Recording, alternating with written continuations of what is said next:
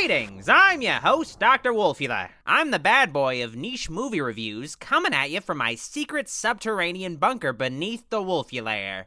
I'm sorry I couldn't appear before you in person, but as you know, the world has ended, and I'm living it up safe from the horrors of the top world. If you're watching this, no doubt you have found shelter in what remains of the Wolfula, and you're currently a horrible, mutated creature. Or maybe you already were a horrible, mutated creature before the end times. I won't judge, but I also won't let you in. Don't worry your pretty disfigured head, though. I'll still entertain ya. Not with a film, though. Better. With a review of a film that came out a while before the world came to an end. 10 Cloverfield Lane. You remember Cloverfield, right? Probably not. What's left of your brain is probably leaking. I'll refresh your memory. Back in 2008, a flick came out surrounded by mystery. It was found footage and seemed to feature a group of young adults avoiding an attack from, something in New York. Cloverfield also had a viral marketing campaign, an ARG that let you get to know the characters and world of the film before the flick came out. You were probably on MySpace stalking Marlena, like me. Anyway, Cloverfield turned out to just be a giant monster movie done in the found footage style. Some people were down with the gimmick, others not so much. I like the film, though. Cloverfield was nothing special, but it was done pretty well, and it was entertaining. That's enough. Cloverfield ended on a dour note, and for the longest time, it had no sequel to its name.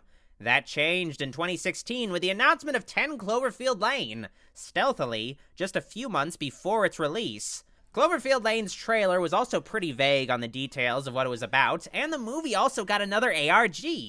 If you go to funandprettythings.com, you'll get to find out more about Howard Sambler, the enigmatic owner of the bunker in 10 Cloverfield Lane.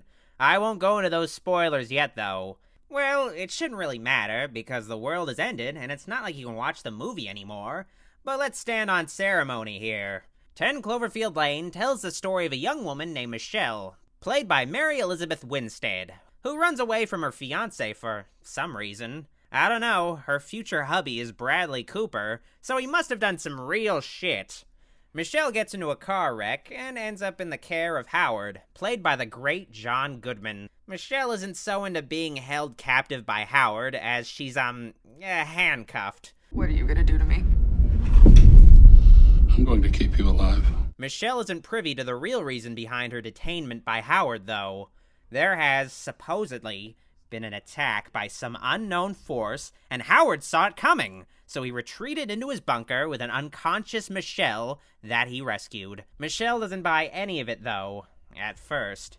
You were an accident, and I saved your life by bringing you here. And everyone outside of here is dead. This is the real magic of 10 Cloverfield Lane's story, the ambiguity of it all. Can we really trust Howard? Is Howard telling the truth about the attack? Is the oxygen in the outside world really contaminated? All we really can go on is his word. We, as an audience, are just as trapped in the bunker as Michelle is. We want the answers as much as she does. Well, maybe not as much, since her life is on the line, but we'd really like to know what's going on too, you know? Michelle starts to question her own belief that the world is indeed still intact, and that Howard is just crazy pants, when she meets the other resident of the bunker, Emmett, played by John Gallagher Jr. Emmett isn't being held captive. He came in by choice when he witnessed a bright flash in the sky that he thought was the world ending, but Emmett's story isn't quite rock solid. Not enough for Michelle, at least. What happened to your arm? Were you trying to escape? I was trying to get in. What was that? Quiet. So there's a tension between Michelle and Howard, with Emmett right in the middle. Emmett is sure that the outside world is no good now, but he also agrees with Michelle that Howard seems to not be all there. Michelle really wants out of the bunker, but again, who knows what's going on out there? 10 Cloverfield Lane is an extremely tense thriller that keeps you guessing all the way through. Back when I could still go to the theater, I was sitting in my luxury Cinemark XD recliner wondering constantly about two things. What the hell is going to happen next? And what the hell is going on? And not in a bad Richard Kelly way. No, in the good way. The way that any good, mysterious film should have me questioning. I wasn't even disappointed by the ending. Sure, I was a bit confused at first, but I got it a little later. I would have liked to know a bit more about certain things, but the important shit was answered. And there's not enough ambiguity in movies anyway. It's fun to discuss what was going on in a movie, The performances of 10 Cloverfield Lane were also pretty damn great. Of course, John Goodman knocks it out of the park as Howard. His character is antagonistic in the way he runs his bunker, but he's not clearly evil or nothing. Goodman is sympathetic. It's hard to really hate him, even if he's doing terrible stuff, cause even though he is kind of sketchy, part of me just wants to trust the guy, Mary Elizabeth Winstead's character, Michelle, is pretty complicated. She's always running away, and she doesn't face things, and I warmed up to her character as soon as she warmed up to Howard's character, and started to settle into her hopeless situation, at least for a while. John Gallagher Jr.'s Emmett character serves as kind of a comic relief character, but his jokes are kind of dark and uncomfortable with Howard around. They're funny, but they're the kind of things you shouldn't say around certain company. You're probably wondering what 10 Cloverfield Lane has to do with the last movie. Well, the answer is, not a lot that's obvious. No mention of a giant monster is made or anything, it's not found footage, and the appearance of a new iPhone can be problematic when the first flick had product placement from fucking Nokia. Nokia, for God's sakes. Well, there are still, supposedly, some subtle connections between the two films. Nothing concrete, though, but maybe a third film will clear things up. Still, if you're a fan of the first Cloverfield and wanted more of what it offered, well, you're out of luck. For all intents and purposes, 10 Cloverfield Lane is its own movie. In fact, it was supposed to be its own movie until Bad Robot acquired the script that was the basis for the film and turned it into a Cloverfield semi-sequel. So you may think this film to be a cheap cash grab. Back when cash was still a thing. I, however, highly recommend 10 Cloverfield Lane. It was a fun movie, and I left it thoroughly satisfied. Yeah, I know, you can't see the movie anymore. The world is in rubble, but there's no way that the Pirate Bay isn't still up after the apocalypse. Now let's talk about spoilers and theories, boys and girls. At the end of 10 Cloverfield Lane, Michelle escapes from Howard's bunker. As Bill Cosby would often say, you see, Howard had a daughter named Megan, who he was separated from. This is revealed on the website. Howard was in the Navy and saw something that made him believe that the world was ending. Howard went all crazy, and his wife didn't like the way he was behaving, so she left him and took Megan. Howard couldn't let go of Megan, though, especially since he was so certain that the world was ending. So he went out of his way to try to draw Megan back to him, or at least get her safe. The guy even made a text-based in-browser game for her to play as a simulation for the bunker. The guy had dedication. Creepy dedication, but dedication. It's especially creepy because Howard kidnapped a girl to act as a surrogate for Megan, to possibly accompany him during the apocalypse. This girl is not alive during the events of the movie. Michelle and Emmett find out about this shady past and are, of course, willing to take their chances outside than with some weird reverse Norman Bates dad with a gun. Emmett winds up getting killed by Howard for this treachery, and with Emmett gone, Howard reverts to being a creepy father figure to Michelle, who is meant to be a surrogate Megan. Ew. Howard even shaves his beard just to be more of a dad. It's creepy. So Michelle gets out in a makeshift hazmat suit or whatever, made out of duck shower curtains. I'm serious about that. On the outside, Michelle finds that everything is fine. Twist, right? Like in the fucking Village. Nope. Turns out the twist is that there are aliens invading like in fucking Signs. It's a sudden revelation, and it's a lot to take in, but it makes sense to have the movie end with aliens. The whole movie I was wondering what was going to be outside. I was like, there's no way it's going to be aliens.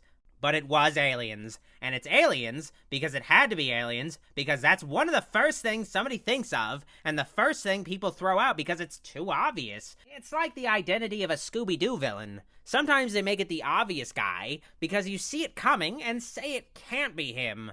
But it's fucking him, man.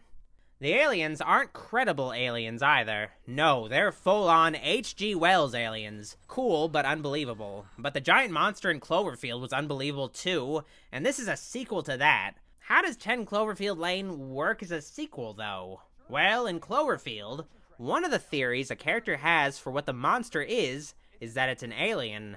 For all we know, it's from another planet and it flew here. Like Superman? Yeah, exactly. Wait, you know who Superman is? Oh my god, whoa. You know who Superman is? Okay, I'm Whoa, I'm like feeling something. Are you aware of Garfield? The aliens in Cloverfield aren't exactly like the Cloverfield monster, or the little fleas it dropped down, but there could be different aliens working together to take over the world. That's not any more crazy than aliens themselves. The aliens could have different strategies for taking over different parts of the world. So with New York City, they send a giant monster, but with more remote areas, like where the bunker is located, they send these spaceships that go around poisoning people. Or maybe Cloverfield happened, the army blew up New York, like they said they were going to do, and covered it up, and thought that was the end of it, but then the aliens came back in a different form and managed to start a massive war with the world without resorting to a giant monster this time. Of course, the director of Cloverfield Lane said that his movie isn't connected to the first, but he could just be saying things. I say this because Taguruatu Corporation, a Japanese company from Cloverfield, is the parent company of Bold Futura, a company that Howard works for. So who knows? If Cloverfield Lane is its own world, maybe the aliens travel to other universes. The possibilities are endless! Fuck it if Michelle has a recent cell phone, or that the viral marketing says it's 2016 in Cloverfield Lane, not whenever the first Cloverfield takes place. What happened in New York could have been covered up, you know? New York is never mentioned in Cloverfield Lane anyway, so it's open to speculation. 10 Cloverfield Lane ends with Michelle managing to destroy one of the alien spacecrafts on her own with a Molotov cocktail, which seems pretty crazy, but it's really just the movie's way of giving her a big obstacle to overcome to show how much she's progressed as a character. At the end, she faces the alien invaders head-on instead of running like before, which concludes her arc. Man, I really miss character arcs in this new radioactive world we live in. Now we're overrun with anti-heroes that don't learn anything and have like 3 arms and shit. Or so I've heard. Anyway, I'm sorry for prattling on to you mutated youngsters about my opinions and theories regarding a pre-war film. You go back to the raping and pillaging of what's left of civilization, and I'll go back to watching my Roseanne DVDs. See you kids later! Remember to come back to hear more stories from old Grandpa Wolfula.